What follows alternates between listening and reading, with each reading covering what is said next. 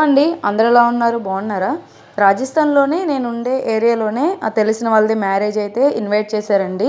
So, అక్కడికైతే భోజనాలకైతే వెళ్ళాను.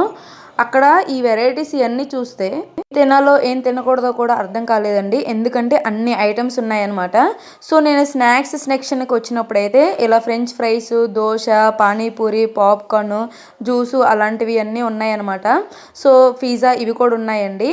So, వీటిలన్నిట్లి కంటే నాకు ఆ దోస చూడగానే చాలా హ్యాపీ అనిపించిందనమాట. ఎందుకంటే మన ఫేవరెట్ అదే కదండీ! సో, వెంటనే వెళ్ళేసి నేనైతే ఫస్ట్ దోస అయితే తిన్నాననమాట.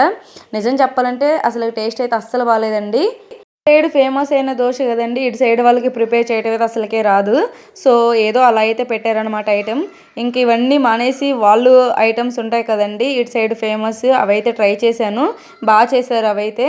అండ్ ఇక్కడ ఫ్రూట్స్, సలాడ్ ఇవి కూడా ఇచ్చారనమాట. వీటితో పాటు జ్యూసు ఇవన్నీ కూడా ప్రిపేర్ చేశారండి. దోశ తప్ప రిమైనింగ్ ఐటమ్స్ ఇవన్నీ కూడా చాలా బాగా ప్రిపేర్ చేశారు. ఆల్మోస్ట్ 50-60 ఐటమ్స్ వరకు అయితే పెట్టారండి. Snacks and rice varieties and చపాతీలు ఇవన్నీ కలుపుకొని అయితే. సో, వీటిలో అయితే ఏం తినాలో కూడా అర్థం కాలేదు. మొత్తానికైతే కొద్దిగా అయితే కొన్ని ఐటమ్స్ అయితే ట్రై చేశాను. So, thank you for watching. Subscribe for more videos.